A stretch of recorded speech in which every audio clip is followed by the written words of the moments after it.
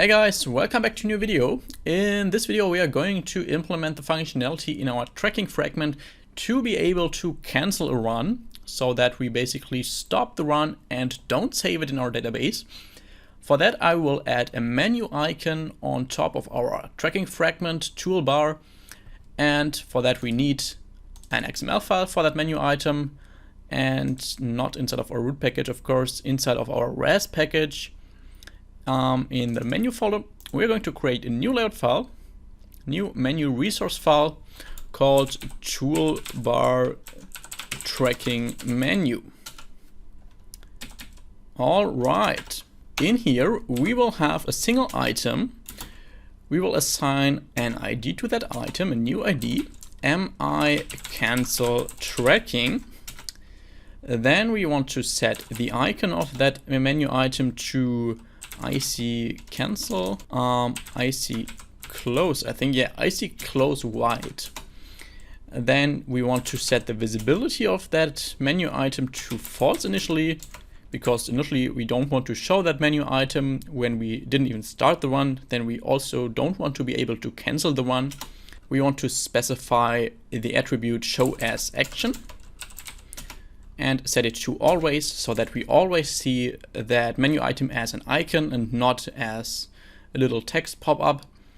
And finally, we're going to assign a title, which just says cancel tracking. Or let's actually choose cancel run. That is a little bit more clear, I think.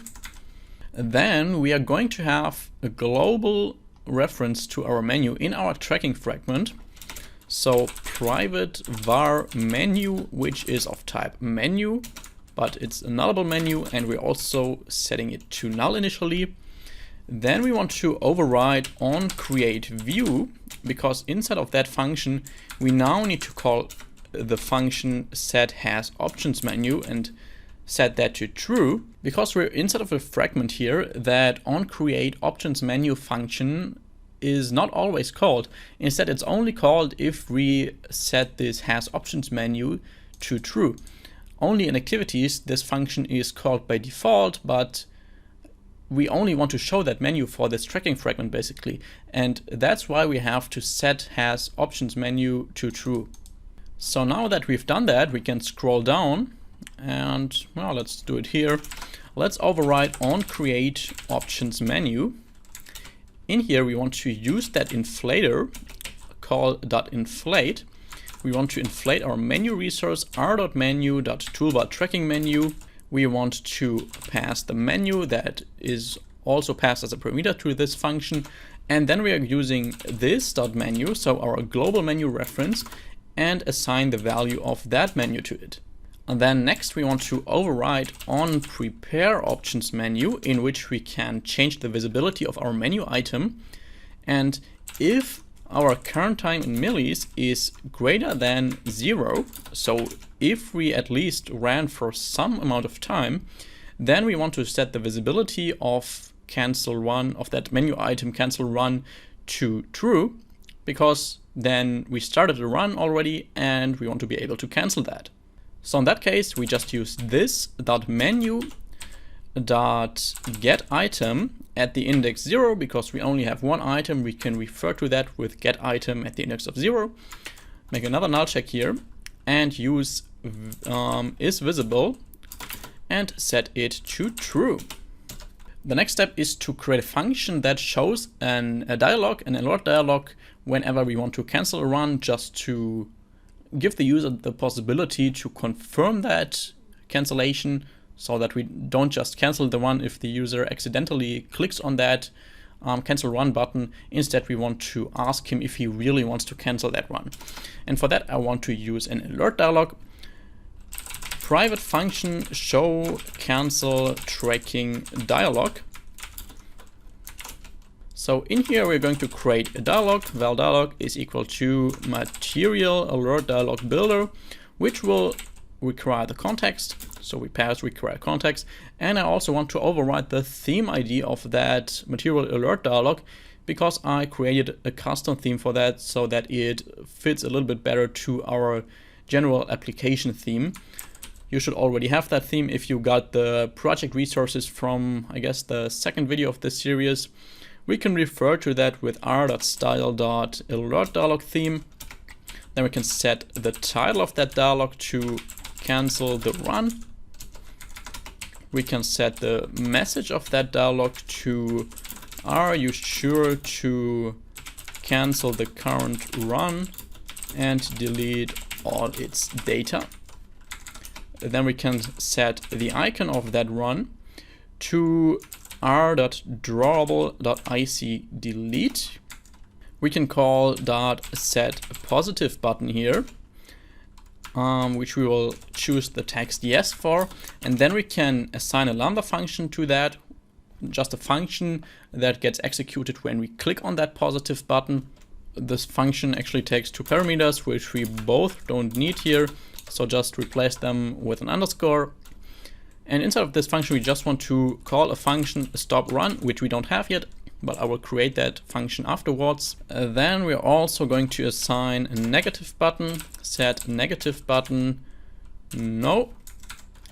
Also use a lambda function here, for which we will replace the parameters, but not the first one actually. The first one is the dialog interface, which we will need in this negative button function, but we won't use this I variable, because now we want to use that dialog interface to cancel the dialog. So just dialog interface.cancel, so that we basically ignore the message and don't cancel the one.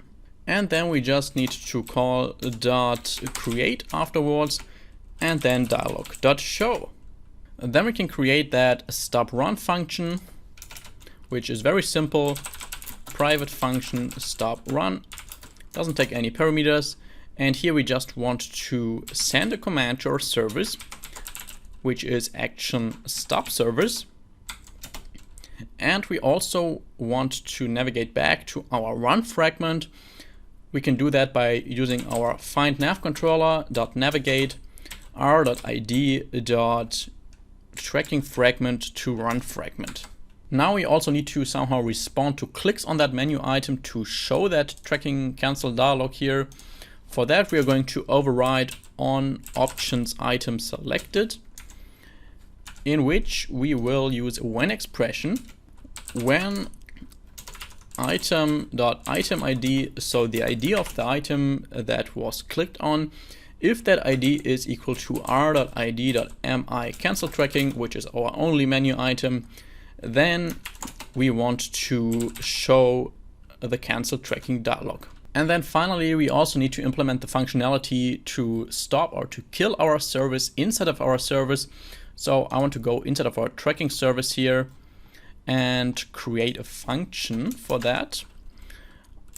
Private function kill service, for which we are first going to need another Boolean variable up here. Var service killed is equal to false initially, because when we kill that service, we want to immediately interrupt everything that this service does. And then we can use this service killed variable, Boolean, to check if that is true. And if it is true, we basically don't do anything in this service anymore. And then afterwards, the service will be killed, of course. So inside of this kill service function, we set service killed to true. We set is first run to true again. We want to pause the service. We want to post initial values, so we reset all the live data values. And then we can really kill our service by using stop foreground. Set it to true, that we want to remove the notification of that foreground service. And then we can call stop self, which will basically just stop the whole service. Then we can call that kill service function in our action stop service block here. So when we receive that intent action stop, we want to kill the service. And now we also want to scroll down to where we observe the live data. This time run in seconds live data here. Inside of this, we want to check if service is not killed, and only then we want to show the notification. because now you might wonder why we actually need that Boolean, because if we kill the service, the notification will disappear. And the reason for that is that it could happen that the service gets killed and the notification gets removed, but then this observer still gets called one more time, and that would mean it would still show a new notification. And that would mean we remove the notification first and then show a new one, which we don't want, of course. And then we need to do the same for our other function. I don't know where I have it, up here. Our update notification tracking state function, where we show that notification. Down here we also want to check if the service is not killed, and only then show that notification. Oops, not there. Like this. And finally, as a last change we need to do for this video, which I actually forgot in the tracking fragment, is in the toggle run function here. When we are currently tracking and click on that button again, then we're not tracking anymore since we're pausing the service. So that means we also want to make our menu item visible so that we are able to cancel the run. So let's choose our menu.getItem at the index of 0 again. Make another null check here, set is visible to true. And then we want to copy that line, scroll down to our update tracking function, and in the else block, when we are currently tracking, we want to set the visibility of that to true again. And if we run our app now, try out if everything is working.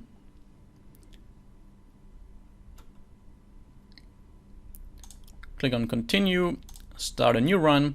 If we now click on start, and as you can see, the cancel run icon is not showing at the moment, and that's exactly the way it should be, because we didn't start the run, so we also don't want to be able to cancel it. If we now start the timer, the icon appears here, and also if we stop it, it will stay there. We can resume it, we can rotate the device, and once we started the timer, the icon will basically stay there. And if we now click on it, this alert dialog will show up. Are you sure to cancel the current run and delete all its data? If we now click on yes, then you can see the notification is removed and we're navigated back to our run fragment. So I hope this video taught you something new. If so, please leave a like and comment below what you think about this, what new concept you learned about Android development, and also make sure to subscribe to my channel if you haven't already. Have a nice day, see you in the next video, bye bye.